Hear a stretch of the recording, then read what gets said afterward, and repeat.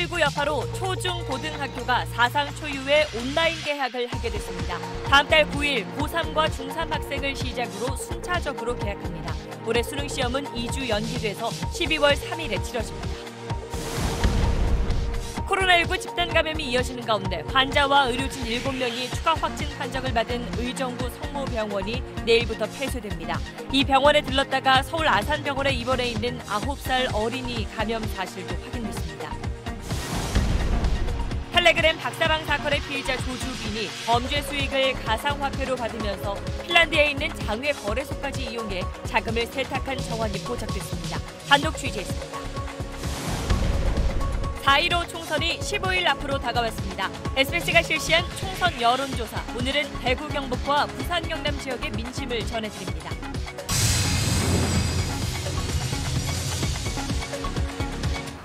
나가지 말자니까. 한 바퀴 더. 현대수소전기차. 네, 코로나19 때문에 계속 미뤄졌던 2020년도 1학기가 다음 달 시작됩니다. 학생들이 학교에 가진 않고 일단 온라인으로 수업을 시작하는데 학년별로 개학 날짜가 다릅니다. 우선 고3과 중3 학생은 다음 주 목요일인 4월 9일에 학기를 시작하고 나머지 중고등학생과 초등학교 고학년들은 그 일주일 뒤인 16일부터 그리고 초등학교 1, 2, 3학년은 4월 20일부터 원격 수업에 들어갑니다. 자, 이렇게 개학이 늦어지면서 자연히 학교 기말고사라든지 방학 기간도 조정이 되고 수능 시험 역시 2주 연기됩니다. 먼저 한지연 기자가 교육부 발표 내용부터 정리해드립니다. 정부는 사상 초유의 온라인 개학이 코로나19 장기화에 대비한 결정이라고 밝혔습니다. 4월 6일 개학 반대와 온라인 개학 찬성 의견이 높은 여론조사 결과도 반영했습니다. 코로나19로 학교에서 공부하는 방식까지 바뀌어야 하고 감염병의 장기화에 대비하여 원격 교육을 과감하게 추진하는 것이 필요하다고 생각합니다. 개학이 4월 9일부터 20일까지 순차적으로 이뤄지면서 법정 수업 일수는 학년별로 13일에서 19일 정도 감축됩니다. 동시에 개학하지 않는 이유에 대해선 고3과 중3의 경우 학습 공백이 장기화하면 안 된다는 점, 초등학교 저학년은 추가 프로그램 개발이 필요하다는 점을 고려했다고 설명했습니다. 초등학생들이 장기간 스마트 기기에 노출되어질 수 있는 위험의 문제라든가 또는 집중력의 문제 등을 고려했습니다. 11월 19일로 예정됐던 올해 수학능력 시험도 12월 3일로 2주 연기되면서 수시와 정시 등 대입 일정도 미뤄집니다. 교육부는 교육 격차를 예방하기 위해 중위소득 50% 이하 가정의 학생에겐 스마트 기기와 인터넷을 지원하고 장애 학생들을 위해선 자막, 수어, 점자 제공과 가정 방문 교육을 추진합니다. 또 4월 말 이후에는 코로나19 확산 상황에 따라 원격 수업과 등교 수업을 병행하는 방안도 검토하고 있다고 밝혔습니다. SBS 한지연입니다. 자, 다시 정리해드리면 올해 수능은 사상 처음으로 12월에 치러지게 됐고요. 학교에선 새 학기를 우선 원격 수업으로 진행하기로 했습니다. 그리고 유치원과 어린이집은 언제 다시 문을 열지 아직 결정된 게 없습니다. 이렇게 온 나라를 뒤흔든 전염병 때문에 공부하는 학생과 또 아이를 둔 부모들 모두 참 혼란스러운데 그럼 오늘 나온 내용이 교육 현장엔 어떤 영향을 미칠지 하나씩 짚어보겠습니다. 먼저 올해 대학 입시를 앞둔 수험생들은 어떨지부터 살펴보겠습니다. 박찬범 기자입니다. 개학은 6주 가까이 늦어졌지만 수능 시험을 비롯해 수시 학생부 작성 마감과 원서 접수 등 학사 일정은 2주 정도가 연기됐습니다. 그만큼 입시 준비 시간이 부족해졌다는 게 당장 학생들의 반응입니다. 고3 현역들은 내신 준비하고 수행평가 그런 게 상당히 많은데 수능을 준비하기 위한 시간적 여유라고 해야 되나? 살짝 그런 게 더 부족해져서. 고3 학생 상당수는 학기 초 담임교사와 진행하는 입시 상담조차 못하고 있습니다. 또 수시와 정시 선택에 중요한 참고가 되는 봄 모의고사가 미뤄지면서 초조할 수밖에 없습니다. 학원을 통해 입시 전략을 세우는 학생들도 있지만 그렇지 않은 학생들은 학교의 도움을 받지 못하는 겁니다. 학원 선생님이나 이런 멘토 같은 분들한테서 이제 입시 정보를 들을 수는 있지만 금전적으로 어려움이 있는 친구들 학교에서밖에 못 듣기 때문에 3학년 평가에서 내신 성적을 올리려 했던 학생들에겐 중간고사가 제대로 치러질지가 큰 걱정입니다. 대학들도 온라인 수업을 하거나 개강을 연기하는 가운데 반수생이 늘어날 거란 예상도 나옵니다. 시간 확보가 된 반수생들이 늘어날 가능성이 높고 이러면 고3은 더욱더 불리해질 수 있죠. 원격 수업으로 학습 결손이 커지면 결국 수험생들의 사교 의존도가 높아질 거라는 우려도 나옵니다. SBS 박찬범입니다. 자, 온라인 개학을 두고도 걱정하는 시선이 많습니다. 가르치는 선생님도 준비가 아직 다 안 됐고 무엇보다 원격 수업을 하려면 모든 학생들이 스마트 기기라든지 컴퓨터가 다 있어야 하는데 지역별로 또 학교별로 그 차이가 크다는 게 문제입니다. 계속해서 송인호 기자입니다. 원격 수업 시범 학교로 시작된 서울의 한 초등학교. 교사가 출석을 점검하는데도 오랜 시간이 걸립니다. 토론 같은 쌍방향 수업이 가능할지 의문인 겁니다. 그래 안 들려? 비서가 뜨세요. 답을 해요, 답을. 시범 학교인 곳은 그나마 사정이 나은 편으로 대부분 학교에선 아직 원격 수업에 예행 연습도 못했고 데스크탑 PC로는 어렵다는 반응입니다. 데스크탑은 웹캠이 필요하니까 아무래도. 네. 아직 무선 인터넷망이 없는 초중학교도 3,600곳이 넘습니다. 교사들이 가장 우려하는 건 온라인 학습에 대한 학생들의 적응 문제입니다. 자기 주도 학습 능력이 좀 힘들어하는 학생 같은 경우에는 오히려 학교 오는 것보다 교육의 결과가 더 떨어져서 교육 결과의 양극화가 좀 극심해질 것 같다는 부분이 학부모들도 걱정입니다. 저학년 자녀가 있는 맞벌이 가정의 경우 원격 수업을 돌봐줄 여유가 없기 때문입니다. 지금 저학년 애들은 누구 봐줄 사람이 없어요. 그렇다고 할머니, 할아버지들이 할 수도 없는 거고. 자녀가 둘 이상인 경우도 고민입니다. 실제로 스마트 기기가 없는 경우가 10가구 중 3가구나 되고 스마트 기기가 없는 학생도 17만 명 정도로 파악됐습니다. 교육부의 기대와는 다른 현실입니다. 교사들의 어떤 그 열정과 그리고 이제 그 사명감 같은 그런 거를 좀 당부를 드리고 싶고 행정적이고 이제 재정적인 지원들을 즉각적으로 할 수 있도록 만반의 준비를 다 해놓고 있는 것이. 각 학교는 다음 달 1일부터 온라인 수업 준비에 돌입하고 개학 후 이틀 동안 학생들의 적응 기간을 두기로 했지만 오랜 코로나19 사태 속에도 사전 준비가 부족했다는 우려가 나옵니다. SBS 송인호입니다. 자, 이렇게 학교처럼 원격 수업이 어려운 전국 유치원과 어린이집은 당분간 계속 문을 닫기로 했습니다. 휴가를 쓸 수 있거나 아니면 아이 봐줄 가족이라도 있으면 그나마 다행인데 당장 아이 맡길 데가 없는 맞벌이 부모들은 막막하기만 합니다. 이 소식은 재희원 기자입니다. 5살 난 딸을 키우는 이 30대 여성은 최근 복직에 대한 생각을 접었습니다. 어린이집 개원이 계속 미뤄지면서 아이 맡길 곳이 없기 때문입니다. 저는 이제 아이를 맡길 데도 없고 뭐 긴급 돌봄을 한다 해도 한계가 있기 때문에 저는 거의 복직 포기 상태, 올해는 포기 상태고. 감염 우려 탓에 개원을 해도 걱정, 안 해도 걱정입니다. 바이러스 때문에 활동을 할 수 없는 거가 너무 힘들고 근데 또 이런 건강을 생각하면 가지 않아야 되니까 그 두 가지 마음이 공존합니다. 접수 보름 만에 가족 돌봄 비용 신청 건수는 4만 건에 달했지만 회사 눈치가 보여 돌봄 휴가를 쓰지 못하는 경우도 여전히 많습니다. 조부모 도움으로 하루하루를 버티기도 합니다. 엄마가 돌봄 서비스 신청해갖고 거기서도 좀 도움을 받고 또 애들이 매번 있을 수 없으니까 또 이제 우리 집에도 왔다 갔다 해요. 얘네들이 제일 걱정돼요. 저소득층 가정에선 부모들의 소득 감소까지 겹쳐 문제가 더 커질 수 있습니다. 일부 가정에서는 부모님들이 아이들을 이렇게 면밀하게 돌봐주시지 못하시는 경우에 교육이 제대로 이루어지고 있는지 여부조차도 확인할 길이 없고. 돌봄 공백이 장기화하지 않도록 정부의 세심한 대책 마련이 필요합니다. SBS 재희원입니다. 학교 개학이 늦춰지면서 학원들은 더 사람으로 북적이고 있습니다. 혹시나 학생들이 감염될까 하는 걱정 때문에 학교는 계속 문을 닫고 있는 건데 서울 시내 학원 가운데 문을 닫은 곳은 전체의 20%도 되질 않습니다. 이 내용은 이성훈 기자가 취재했습니다. 서울 대치동 학원가. 마스크를 쓴 학생들이 학원 안으로 줄지어 들어갑니다. 마스크 쓰고 수업을 하고 있어요. 선생님도 마스크 쓰시고. 코로나19 확산 우려에도 학생들이 학원을 찾는 이유는 불안감 때문입니다. 개학은 미뤄지는데 공부는 해야 되고 안 하면 또 시간 낭비가 되니까 어쩔 수 없는 것 같아요. 온라인 계약을 한다곤 하지만 학부모들은 수업이 제대로 될지 걱정이 앞섭니다. 온라인 강의는 쌍방향이 안 되잖아요. 그러니까 계속 듣다가 애가 뭐 지루해할 수도 있는 거고. 근데 그게 제대로 될지도 모르겠고. 정부는 등교 계약이 연기되는 동안 학원도 휴원을 연장하라고 강력 권고하고 있지만 현장에선 큰 효과를 거두지 못하고 있습니다. 강사 월급의 임대료까지 생각하면 학원들도 어쩔 수 없다는 입장입니다.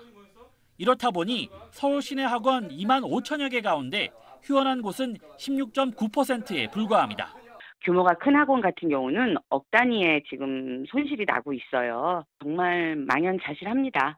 최근 서울에서도 학원 강사들이 잇따라 확진 판정을 받으며 집단 감염의 우려가 커지고 있지만 불안한 학생들은 발길을 쉽게 돌리지 못하는 상황입니다.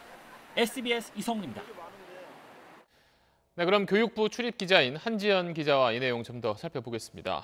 자, 일단 원격 수업으로 1학기를 시작한다고는 해도 학생들이 언젠가는 그래도 학교에 가야 하잖아요. 그 시점을 정부는 언제로 보고 있나요? 네, 아무리 원격 수업을 한다고 해도 중간고사, 기말고사 치르러 또 학교에 가야 합니다. 그렇죠. 그래서 교육부는 온라인 계약을 한 이후에 코로나19 확산 상황을 보고 원격 수업과 출석 수업을 병행하는 방안을 지금 검토하고 있습니다. 유은혜 장관은 이 시기를 조심스럽게 4월 말 정도로 예상을 하고 있는데요. 네. 만약에 등교를 하게 되더라도 사회적 거리 두기는 계속 유지한다는 게 교육부 방침입니다.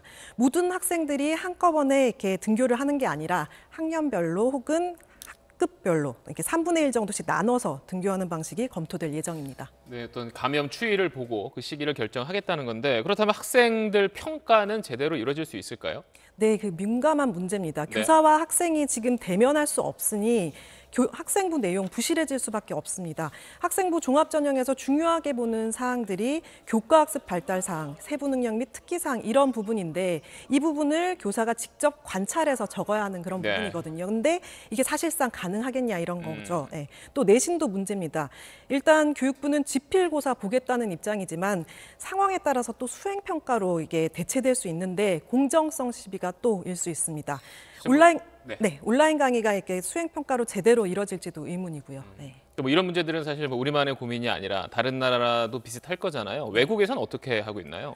정부는 현재 전 세계 학생의 87% 그러니까 15억 명이 현재 학교에 나가지 못하는 상황이라고 밝혔습니다. 우리만의 고민이 아니라는 거죠. 네. 최근 자료를 보면 중국이나 미국의 대부분 주가 학교 문을 닫은 채 온라인 수업을 진행하고 있고요. 일본도 임시 휴교 중입니다. 이탈리아 등 유럽 국가들도 휴교 기간을 연장하면서 온라인 수업을 확대하고 있습니다. 네, 알겠습니다. 한지연 기자와 함께 이야기를 해봤습니다. 자, 다음 소식 이어가겠습니다. 정부가 국내 전체 70%인 약 1,400만 가구에 최대 100만 원씩 재난지원금을 주겠다고 어제 발표를 했습니다. 그런데 어디까지 줄지 그 소득 기준을 명확히 하지 않아서 내가 돈을 받을 수 있는 건지 궁금하다는 목소리가 많습니다. 정부는 구체적인 지급 대상을 다음 주 발표한다는 계획입니다. 먼저 전형우 기자입니다. 정부 목표대로 재난지원금을 5월에 주기 위해 가장 간단한 방법은 건강보험료 기준을 그대로 활용하는 겁니다. 하지만 재산 상태가 제대로 반영되지 않아 형평성 시비가 불가피합니다. 형평성을 높이려면 정밀한 자산조사가 필요한데 지난 2018년 아동수당 지급을 위해 재산을 반영한 소득 하위 90% 기준을 만드는데도 2달 넘게 걸렸습니다. 예산을 엄격하게 적용해서 하는 방법들은 당연히 형평성이나 정확성 측면에서는 당연히 가장 좋은 방법이긴 하지만 시간적으로도 굉장히 오래 걸릴 수밖에 없고 특히 부동산 전월세나 금융재산 파악에 시간이 오래 걸린다는 게 전문가들의 지적입니다. 어제 형평성을 고려해 소득 기준의 금융자산과 부동산 등 재산을 반영하는 방안을 검토 중이라던 정부 입장은 다소 변했습니다. 시급성을 감안을 해서 실행이 단시간 내에 이루어질 수 있는 기준을 만들어야 됩니다. 빠른 조사가 가능한 일부 재산만 반영할 가능성도 있습니다. 기준을 마련하더라도 지난해 소득을 기준으로 한다면 최근 소득이 급감한 자영업자나 휴직자 등 일부 계층이 반발할 수도 있습니다. 매출이 90% 이상 급감해가지고 장사를 못하고 있다는 건데 작년에 잘 벌었으니까 이는 올해도 잘 벌 거라는 기준을 잡는다는.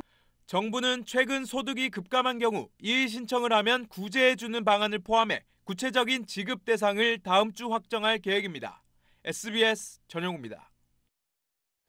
네, 어제 정부 발표가 나오기 앞서서 이미 주민들에게 지원금을 얼마씩 주기로 했었던 지자체들은 생각이 조금 복잡해졌습니다. 정부 돈에다가 지자체 지원금도 함께 줄지 아니면 정부에서 나오는 지원금만 줄지 지자체별로 선택이 엇갈리고 있습니다. 이어서 정성진 기자입니다. 중위소득 100% 이하의 30에서 50만 원의 긴급 생활비를 주기로 한 서울시는 일단 계획대로 자체 지원금을 준 뒤 정부 차원의 지원 규모와 대상에 맞춰 추가 지급하기로 했습니다. 사실상 정부 지원금만큼만 지원하겠다는 겁니다. 우리 지원 대상인데도 지원 규모가 좀 다르잖아요. 그 차액을 줄 거라는 얘기죠. 정부 긴급 재난 지원금이 실현이 되게끔 사후적으로 그렇게 메꾼다는 얘기인 거죠.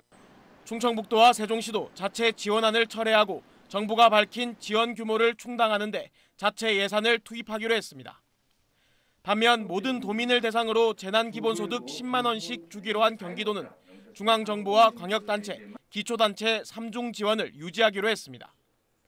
다만 정부의 재난지원금 중 지자체가 부담해야 할 20%는 지급하지 않기로 했습니다.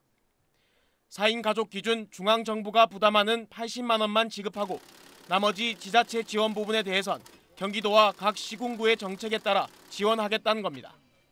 이렇게 되면 경기도 내에서도 280만 원부터 130만 원까지 지원 규모가 달라집니다. 부산과 광주, 대전 등은 정부안 따로, 지자체안 따로 완전히 중복 지원할 방침을 세웠습니다. 어느 지역에 살고 있냐에 따라 4인 가족 재난지원금이 180만 원까지 차이가 나면서 지역 간 형평성 논란은 더 커질 전망입니다. SBS 정성진입니다. 네, 요즘 코로나 때문에 경제가 어렵다는 말 참 많이 하는데 실제로 얼마나 안 좋아졌는지 확인할 수 있는 지난달 경제 지표가 나왔습니다. 사람들이 밖에 나가기를 꺼리면서 가장 큰 타격을 받은 서비스업은 지난 2000년 관련 통계를 작성한 이후 가장 큰 폭으로 줄었습니다. 자세한 내용을 화강윤 기자가 전하겠습니다.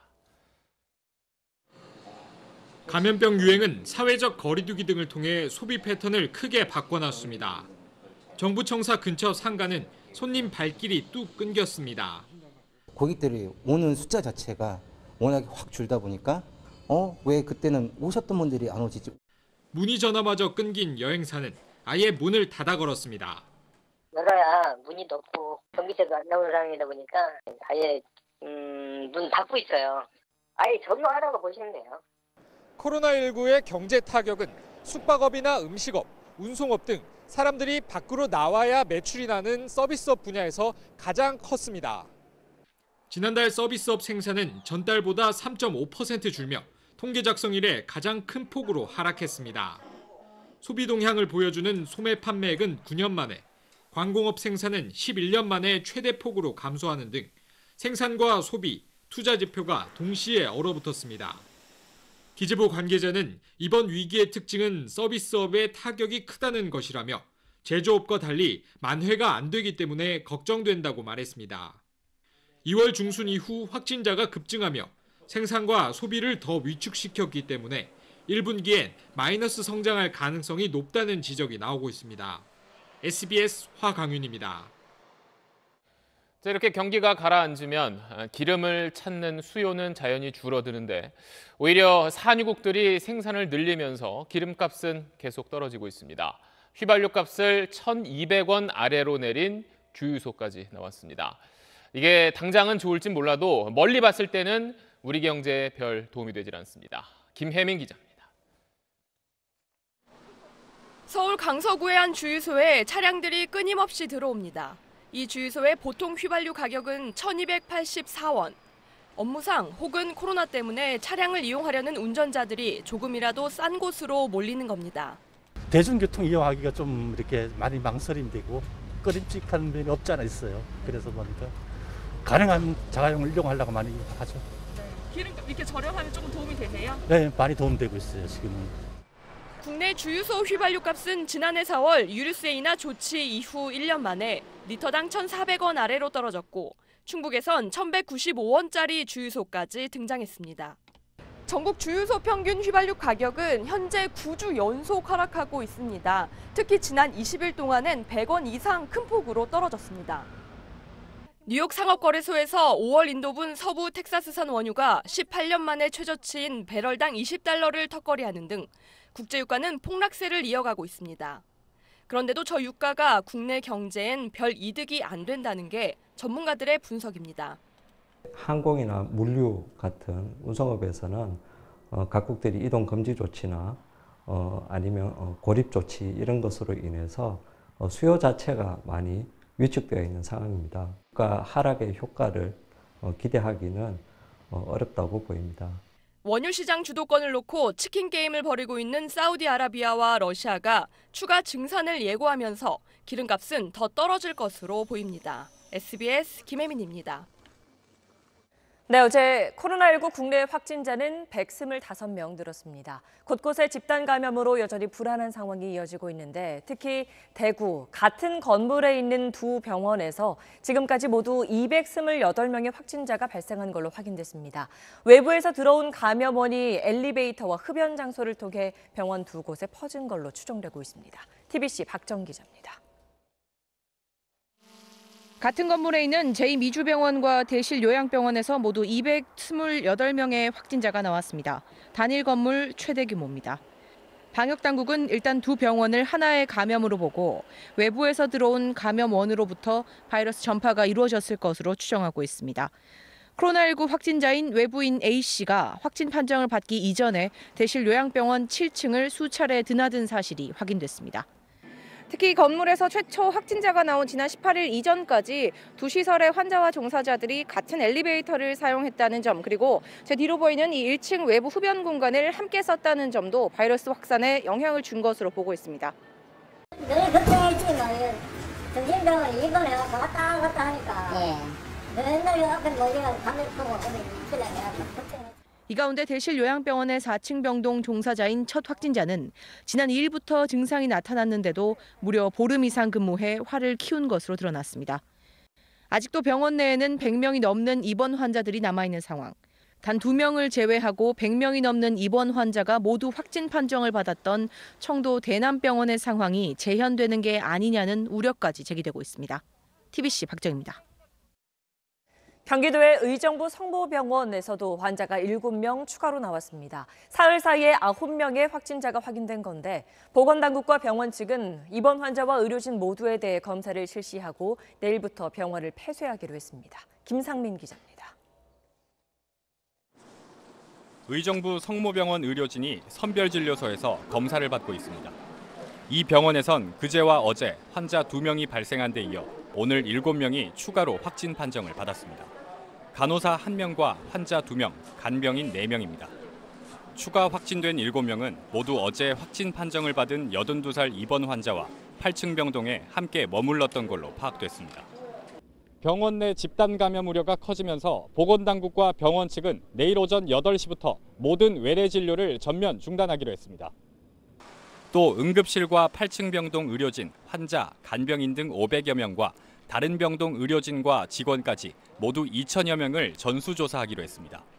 병원 폐쇄 기간은 다음 달 5일까지인 걸로 알려졌습니다. 입원 환자 460여 명은 병원 폐쇄와 관계없이 계속해서 치료를 받게 됩니다. 이 병원 첫 확진자인 75살 남성은 양주의 한 요양원에 머물던 지난 16일 폐렴 증상이 나타나 이 병원 응급실을 들렀고 3차례 검사 끝에 지난 29일 확진 판정을 받았으며 약 4시간 뒤에 숨졌습니다.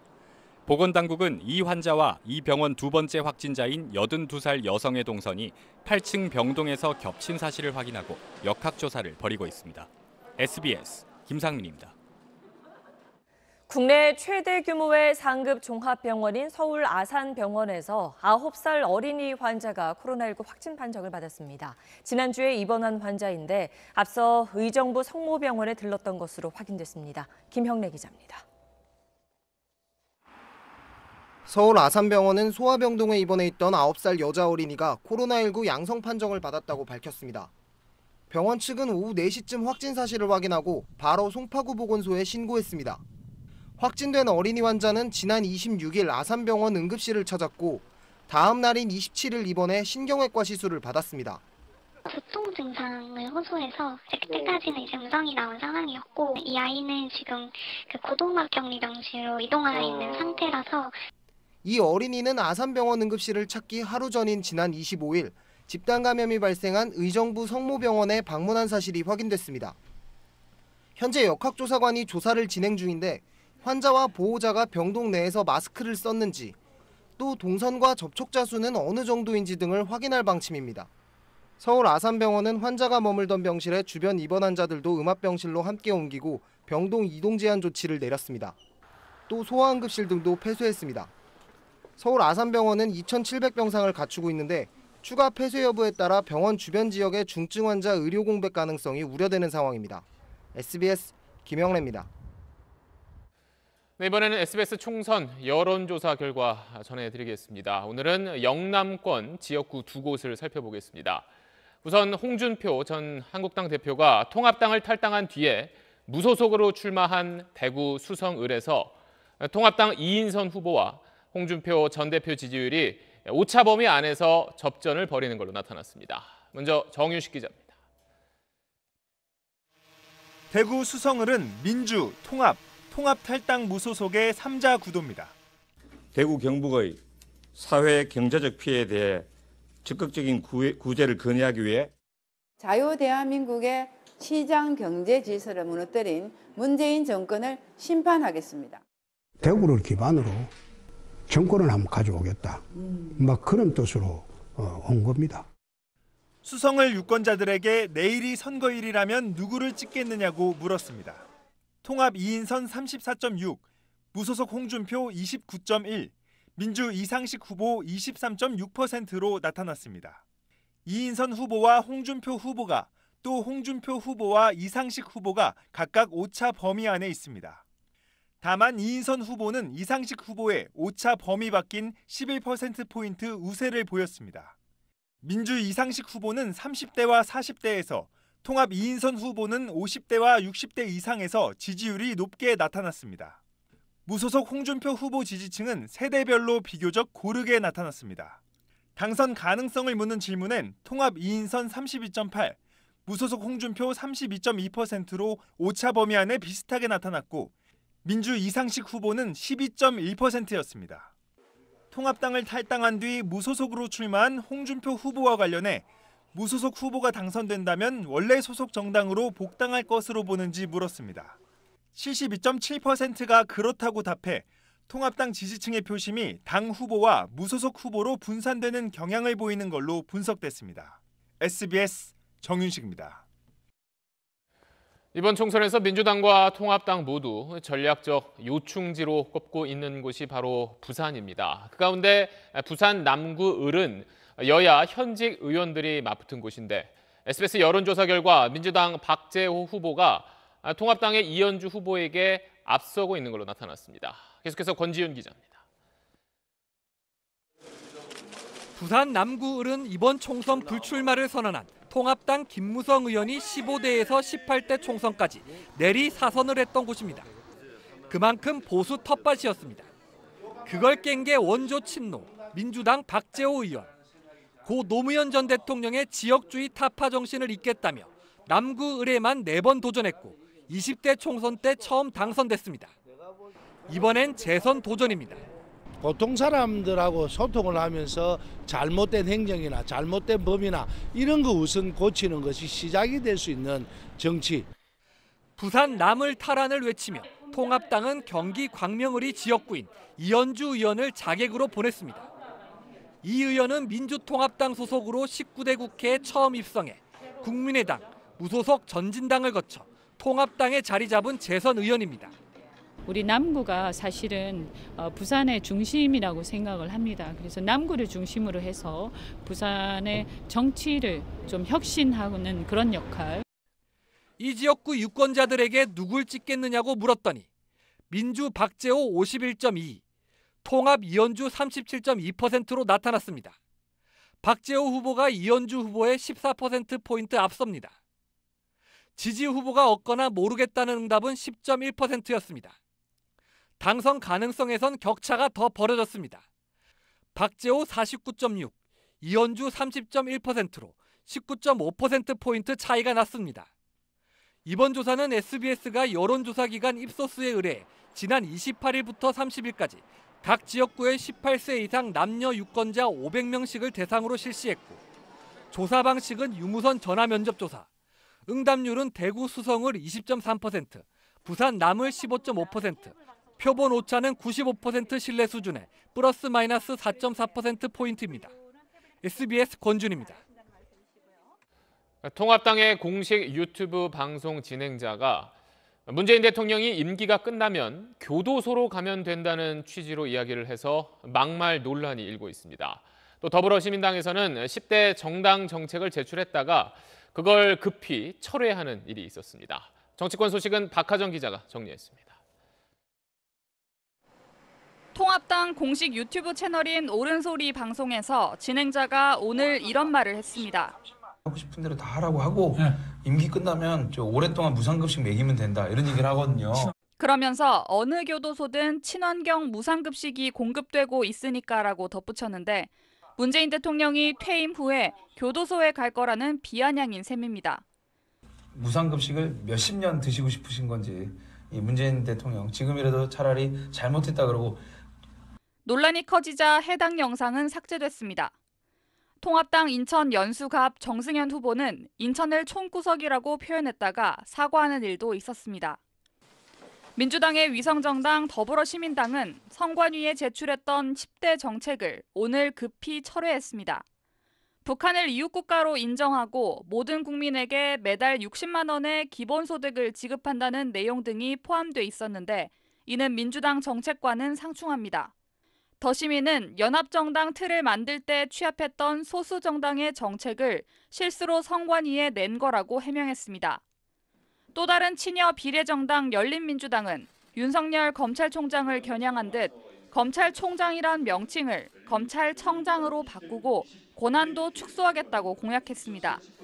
장관이 불렀음에도 오지 않는다거나 저에 대한 어떤 날치기 기소를 하는 과정에서 관할 검사장의 의견을 무시하고. 최강욱 후보는 조국 전 법무장관 아들의 인턴 활동 확인서를 허위 발급한 혐의로 검찰에 의해 재판에 넘겨진 상태입니다. SBS 박하정입니다. 이번엔 코로나19와 싸우고 있는 다른 나라 소식 살펴보겠습니다. 우선 환자가 계속 늘고 있는 미국은 축구장에까지 임시병원을 만들었습니다. 급기야 트럼프 대통령은 모든 국민이 마스크를 쓰는 방안도 검토하겠다고 밝혔습니다. 워싱턴 김윤수 특파원입니다. 복도까지 빽빽이 들어찬 침대. 뉴욕 시내 한 병원의 현재 상황입니다. This is a war zone. It's a medical war zone. Every day I come in, what I see on a daily basis is pain. 거리에선 지게차로 시신을 냉동차에 옮겨 실는 모습까지 목격됩니다. This is Brooklyn Hospital. This is for real. Please stay inside. 뉴욕 주지사는 전국의 의료 인력들에게 도움을 호소했습니다. I am asking healthcare professionals across the country, if you don't have a healthcare crisis in your community, please come help us in New York. 다른 지역도 상황은 마찬가지. 워싱턴주에선 축구 경기장에까지 임시병원이 설치됐고 컨벤션 센터도 칸막이만 갖춘 병실로 변했습니다. 미국의 인구 1000명당 병상 수는 2.7개, 한국의 6.5개의 절반에도 못 미칩니다. 환자 수가 워낙 기하급수적으로 늘고 있기도 하지만 최근 몇 년 사이 많은 미국 병원들이 재정난에 문을 닫은 것도 의료시설 부족의 원인으로 꼽히고 있습니다. 악화일로로 치닫는 상황에 트럼프 대통령은 전 국민에게 마스크 착용을 권고하는 제안을 검토하겠다고 밝혔습니다. We're getting certainly the number of masks that you need. I saw his suggestion on that, so we'll take a look at it for a period of time, not forever. 미국 언론들은 그러나 의료진들에게조차 마스크가 부족한 상황에서 전 국민 마스크 착용이 가능할지 의문을 제기했습니다. 워싱턴에서 SBS 김윤수입니다. 유럽에서는 이탈리아에 이어 스페인도 확진자 숫자가 이제 중국을 넘어섰습니다. 스페인에서는 방역 상황을 사람들에게 매일 알려주던 질병통제국장까지 확진 판정을 받았습니다. 유럽 지역 소식은 김지성 기자가 전해드리겠습니다. 스페인 수도 마드리드에 조기가 내걸렸습니다. 사망자들을 추모하는 음악이 흘러나오고 시민들은 묵념을 올립니다. 스페인의 사망자는 7,700여 명, 이 가운데 절반이 마드리드에서 나왔습니다. 스페인의 확진자 수는 중국을 넘어섰습니다. 다만 신규 확진자가 다소 줄어들면서 이탈리아에 이어 스페인도 정점에 근접했다는 분석이 나왔습니다. que nos hace poder afirmar que si no estamos, repito, con toda precaución en el pico, estamos muy cerca de él. 마드리드 주지사가 확진 판정을 받은 데 이어 스페인 방역 상황을 매일 브리핑하던 질병통제국장도 확진 판정을 받아 격리에 들어갔습니다. 앞서 네덜란드 보건장관은 의회에서 대정부 질문을 받다가 과로로 쓰러진 뒤 건강상 이유로 사임했습니다. 확진자 500여 명에 사망자 13명이 나온 우크라이나에선 보건장관이 임명된 지 한 달도 안 돼 해임됐습니다. 확산 방지 대책을 제대로 세우지 못했다는 이유에서입니다. 네덜란드에선 코로나19 때문에 잠시 문을 닫은 미술관에서 81억 원 가치의 반고흐 작품이 도난당하는 일도 일어났습니다. Heling, ook in tijden zoals nu, waarin het zo ongelooflijk moeilijk en angstig is. 유럽의 확진자는 42만 명을 넘어선 상황. 생계에 어려움을 겪는 사람들을 위한 음식 나눔 바구니가 등장했고 집에 머물기를 촉구하거나 의료진을 응원하는 메시지도 세계 곳곳에서 확산하고 있습니다. SBS 김치성입니다. 자, 우리나라에서는 바이러스가 퍼지는 걸 걱정해서 문을 닫았었던 무료 급식소 가운데 몇몇 곳이 최근 다시 밥을 짓기 시작했습니다. 물론 아직 조심해야 하는 시기이긴 하지만 어려운 이웃들을 계속 외면할 수 없었다는 게 다시 문을 연 이유입니다. 임태우 기자가 다녀왔습니다. 서울 탑골공원 근처의 한 무료 급식소. 봉사자들의 손놀림이 분주합니다. 점심때까지 시간이 남았지만 좁은 골목을 따라 긴 줄이 늘어선 지는 한참 전입니다. 애가 없어 밥을 먹다. 그래 자신 잡지. 목숨을 지켜야 돼. 여기 지금 땅을 여기서 지금 이거 틀라고. 급식은 떡과 빵, 두유입니다. 최대한 감염 위험을 줄이려고 식판에 밥과 국을 주던 걸 포장된 간편식으로 바꿨고 급식도 바깥에서 했습니다. 300명 분을 준비했지만 20분 만에 동났고 20명 정도는 빈손으로 발길을 돌려야 했습니다. 죄송합니다. 오늘 300개 준비한 거 답변하세요. 이 급식소는 코로나19 위기 경보가 심각으로 격상된 지난달 23일 자발적으로 문을 닫았습니다. 노인네들이 벌이가 없으니까. 그래서 이제 자꾸만 돈은 떨어지고 어디 갈 데는 없고. 사회적 거리 두기 기간이지만 어려운 이웃의 호소를 계속 외면할 수 없어 최근 다시 문을 연 겁니다. 할아버님들이 매일 오셔가지고 문 두드려요. 밥 좀 주세요. 배고파요. 저희는 코로나보다 배고픔이 더 힘들어요. 그래서 저희가 더 이상은 지체할 수가 없는 그런 상황이었어요. 하지만 코로나 사태 장기화로 후원이 평소 절반 이하로 줄면서 간편식조차 준비하기가 여의치 않은 상황입니다. SBS 임태우입니다. 확진자 가운데 숨진 사람의 비율을 나타내는 게 치명률인데 그걸 나라별로 한번 살펴보겠습니다. 지금까지 보고된 나라 가운데는 이탈리아가 가장 높고요. 그 다음이 스페인입니다. 반면 같은 유럽이지만 체코와 이스라엘은 1%도 채 되질 않습니다. 자, 우리나라는 1.7%로 세계 14위 수준입니다. 자, 이런 차이는 국가별로 방역이라든지 의료 수준이 다르기 때문이라는 설명이 지배적이었는데 이걸 정밀하게 계산해보면 실질적으로는 큰 차이가 없다는 연구 결과가 나왔습니다. 자세한 내용은 조동찬 의학전문 기자가 전하겠습니다. 국내 코로나19 나이별 치명률입니다. 20대는 사망자가 없지만 80대는 442명 중 82명이 숨져 치명률이 18.6%에 달합니다. 확진자 수를 보면 20대가 27%로 가장 많고 80대는 4.5%에 불과합니다. 확진자의 연령과 치명률을 다른 나라와 비교해보니 우리나라보다 치명률이 높은 국가는 확진자 중 노인층 비율이 우리나라보다 더 높았고 반대로 치명률이 낮은 나라는 노인층 비율이 더 낮았습니다. 고령 인구가 많은 지역이 암 발생률이 높은 것처럼 보이잖아요. 근데 그거는 발생이 높은 연령대가 많은 거지 암 발생 자체가 높은 건 아니거든요. 정확하게 비교하려면 확진자 연령별 분포를 함께 고려해야 하는데 3월 25일 기준 코로나19의 치명률이 이탈리아는 7.2%, 우리나라는 1.3%로 5배 넘게 차이가 나지만 나이 분포를 갖게 했더니 우리나라 2.4%, 이탈리아 4.2%로 차이가 크게 줄었습니다. 우리나라가 이탈리아 같은 상황에 처하지 않으려면 노인층이 감염되지 않도록 하고 치료에도 대비해야 합니다. 중환자 치료를 하기 위한 여러 가지 여건, 병실이나 아니면 치료 인력을 제대로 확보하는 그런 문제를 좀 집중적으로 특히 노인 인구가 집단 생활을 하는 요양병원과 요양원 등에 대한 방역 지원이 무엇보다 중요합니다. SBS 조동찬입니다. 훔친 차로 무면허 운전을 하던 10대들이 경찰을 피해 달아나다가 오토바이와 충돌하는 사고를 냈습니다. 생활비 벌려고 배달 아르바이트 하던 오토바이 운전자가 숨졌습니다. TJB 조혜원 기자입니다. 신호를 무시하고 빠른 속도로 달려오던 승용차가 주행 중인 오토바이를 그대로 들이받습니다. 큰 충격에 산산조각이 난 오토바이 파편이 여기저기 튑니다. 잇따라 경찰차가 도착하고 경찰관이 오토바이 운전자 18살 A군의 심폐소생술을 실시한 뒤 병원으로 이송했지만 끝내 숨졌습니다. 현장 도착했을 때 심장이랑 의식 호흡이 없던 상태여가지고 숨진 A군은 올해 대전 우송정보대 자동차학과에 입학해 경북 김천에서 2달 전에 대전으로 왔습니다. 코로나19로 계약이 연기되면서 생활비를 벌기 위해 집으로 돌아가기 전 마지막으로 퀵서비스 배달 아르바이트를 하던 길이었습니다.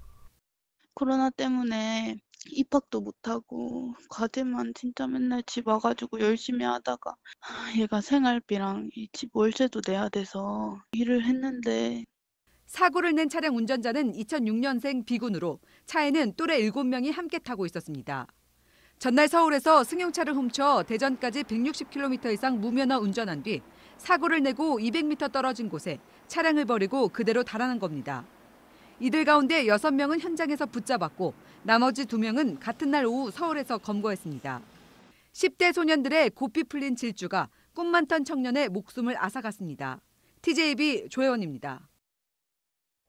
네, 성착취 영상을 거래한 박사방 수사 소식입니다. 박사방 일당은 가상화폐로 범죄 수익을 거뒀는데 자금 세탁을 위해서 핀란드 소재의 장외 거래소를 활용하고 가상화폐에 받는 계좌도 한 번만 쓰고 바꾸는 식으로 추적을 피한 정황이 포착됐습니다. 정반석 기자가 단독 보도합니다. 가상화폐로 박사방 입장료를 받은 조주빈이 핀란드 소재 비트코인 장외 거래소를 범행에 이용한 정황을 경찰이 확인했습니다. 이 거래소는 비트코인과 현금을 개인들이 직접 교환할 수 있도록 중개하는 곳입니다. 유료 회원들이 박사방 입장료를 내는 창구로 활용됐거나 자금 세탁에 이용됐을 수 있습니다. 수사기관을 따돌리기 위해 해외 거래소까지 이용한 건데 이런 수법은 가상화폐를 받는 지갑, 즉 계좌 활용 방식에도 나타납니다. SBS가 블록체인 보안업체와 박사방 지갑 3곳의 자금 흐름을 추적한 결과 지난해 8월부터 9월 사이 각각 20만 원, 30만 원, 100만 원 상당의 비트코인이 입금된 것으로 확인됐습니다. 지갑 하나당 한두 번만 가상화폐를 받은 뒤 쓰지 않았는데 입금된 비트코인은 2, 3일 뒤 다른 지갑으로 옮겨진 다음 수천 개 지갑으로 흩뿌려졌습니다.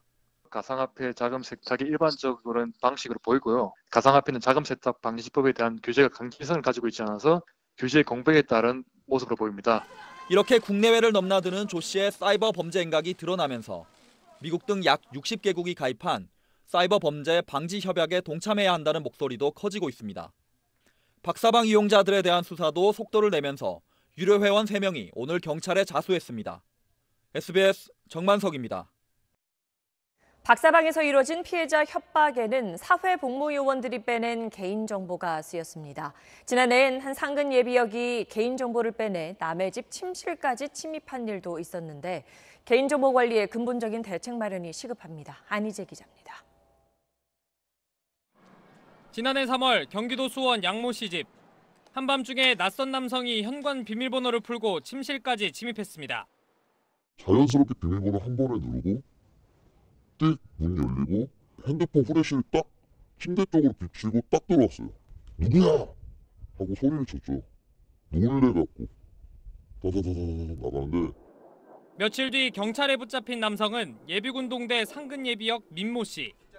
내부 전산망에서 알아낸 양씨 주소와 휴대전화번호로 현관 비밀번호까지 알아낸 걸로 조사됐습니다. 민 씨는 주거 침입과 절도 미수로 기소됐지만 집행유예로 풀려났습니다. 조주빈을 도운 사회복무 요원들이 피해자 개인정보를 빼돌린 걸로 드러나면서 개인정보 접근 권한에 대한 우려가 커지고 있습니다. 사회복무요원이 개인정보를 다룰 경우 공무원과 함께 일하게 돼 있지만 실상은 다릅니다.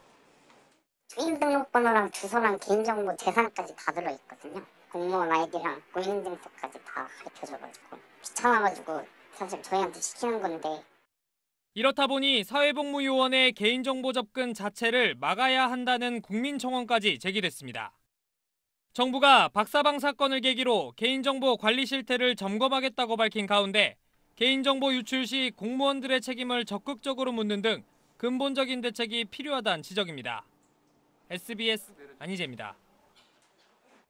네, 다시 총선 소식입니다. 더불어민주당과 더불어시민당, 미래통합당과 미래한국당. 실상 같은 당이지만 겉으로는 다른 당이다 보니 선거운동에서 신경 써야 할 점이 적지 않은데요.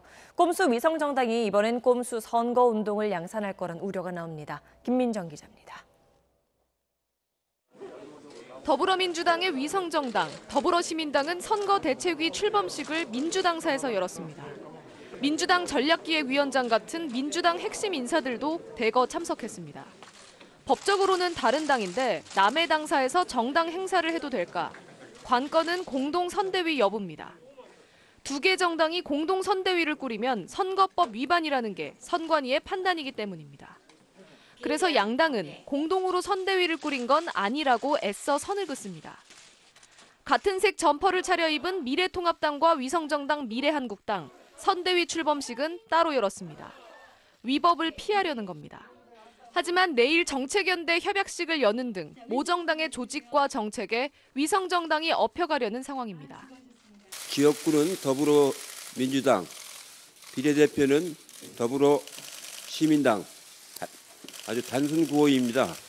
총선 후보자가 아닌 민주당 이해찬 대표라서 가능했던 발언이지만 총선에 출마한 통합당 황교안 대표였다면 선거법을 어긴 게 됐을 겁니다. 발언 수위를 조절하기 바쁩니다. 미래한국당과 미래통합당은 뜻을 합해서 문재인 정권 심판하고 통합당이 고심 중인 꾀는 황 대표가 미한당 비례대표 후보들과 합동 유세를 다닐 때 미한당을 지지해달라고 직접적으로 표현하지 않고 투표용지 두 번째 칸을 찍어달라 같은 두루뭉술한 표현을 쓰겠다는 겁니다. 된다 안 된다 말씀드릴 수는 없고요. 실제 이제 발생했을 때 또 여러 가지 상황을 행위 양태라든지 확인을 해보고 해야 된다는 거죠. 모레부터 공식 선거운동이 시작됩니다. 꼼수 위성정당 난립이 곧 꼼수 선거운동으로 이어질 거란 우려가 현실이 될 걸로 보입니다. SBS 김민정입니다. SBS 팩트체크팀은 이번 총선에서 특히 역할이 커진 온라인 선거운동을 살펴보는 특집을 전해드립니다. 오늘은 이번 총선에 처음으로 투표권을 행사할 만 18살 유권자들을 중심으로 SNS상의 선거운동을 살펴보겠습니다. 이경원 기자입니다.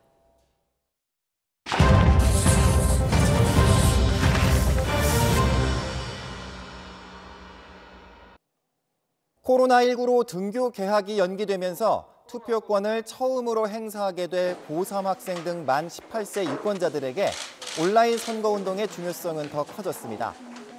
홍길동 후보 찍어달라 이런 휴대전화 문자 메시지 가능은 한데 20명 이상한테 동시에 보내면 안 됩니다. 불법입니다.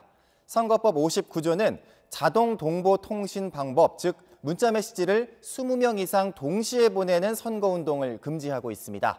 어기면 2년 이하 징역, 400만 원 이하 벌금입니다. 그런데 카카오톡 같은 SNS 메시지는 괜찮습니다. 20명 넘게 있는 학급 대화방에서 누굴 찍어주세요 이런 글을 올리거나 20명 이상 대화방을 새로 만들어 같은 얘기를 해도 문제 없습니다.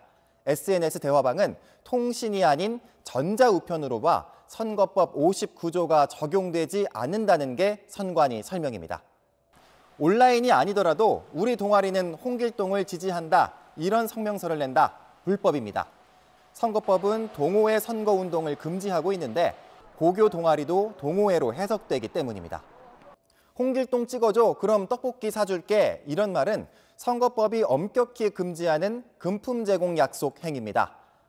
지금 보시는 곳으로 총선 관련 팩트체크 요청해 주시면 바로 취재해 전해드리겠습니다. SBS 이경원입니다.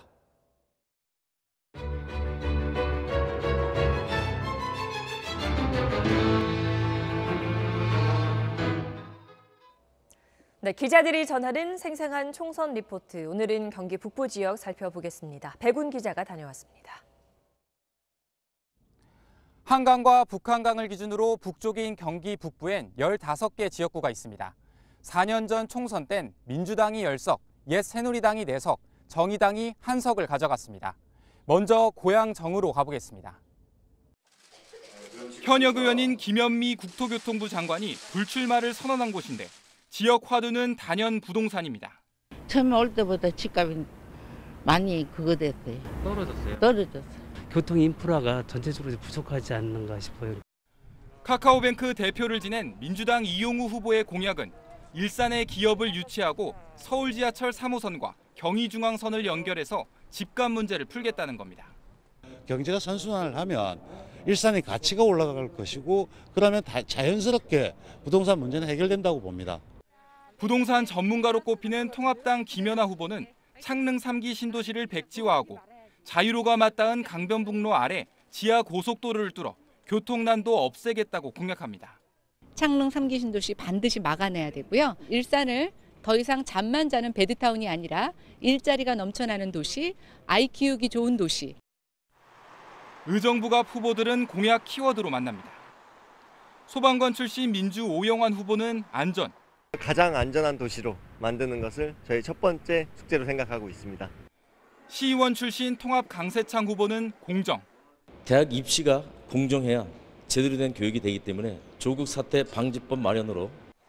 문희상 국회의장의 아들로 아빠 찬스 논란 끝에 민주당을 떠나 무소속으로 나선 문석균 후보는 경제입니다. 상권 활성화를 위해서 주차장을 400면 이상 신설하겠습니다. 남양주 병은 제2의 조국 대전으로 불립니다. 조국 법무장관 시절 법무검찰 개혁위원을 지낸 민주당 김용민 후보와 조국 저격수로 불리는 현역 재선 의원인 통합당 주광덕 후보가 맞붙는데 정의당에선 신도시 공실 해결을 공약한 29살 청년 장영진 후보가 출마했습니다. SBS 백운입니다. 네, 과거 한일 양국이 아키히토 일왕의 첫 해외 일정으로 한국 방문을 추진했던 사실이 오래전 외교 문서를 통해 확인됐습니다. 30년이 지나 비밀이 해제된 1989년 외교 문서 속 내용들을 김아영 기자가 정리했습니다. 1989년 일본에서 열린 한일 외무장관 회담을 기록한 외교 문서입니다. 이듬해 당시 노태우 대통령 방일 문제를 논의하는 자리였는데 일본 측은 일왕의 최초 해외 방문으로 한국 방문을 실현하는 방향으로 조정하고 싶다며 노 대통령이 말을 꺼내면 그런 취지로 답하겠다고 했습니다. 과거사 문제를 의식한 듯 미묘한 상황 잘 안다, 은밀히 답변 듣고 싶다고도 했습니다. 2달 뒤 차관 회담에선 구체적으로 4, 5월 방한을 희망한다며 유연한 검토 바란다는 발언도 나왔습니다. 실무선에선 우리가 구두 초청하는 안이 검토됐고 주일 대사관은 환영 분위기 조성이 필요하다는 보고를 올렸습니다. 아키히토 일왕이 과거사 사죄한다며 언급한 이른바 통석의 염 발언은 이런 맥락에서 나온 겁니다. 我が国によってもたらされたこの不幸な時期に帰国の人々が味わわれた苦しみを思い、私は痛惜の念を禁じ得ません。 하지만 사죄 표현치곤 모호하다는 논란에 일본의 우경화까지 겹쳐 방한은 성사되지 못했습니다. 오늘 일반 공개된 1989년 외교문서 1,500여 건에는 헝가리와 수교하기 위해 6억 5천만 달러의 경협자금을 제공하기로 한 합의 의사록 등 이른바 북방정책, 동유럽 수교 과정의 비화들도 담겨 있습니다. SBS 김아영입니다.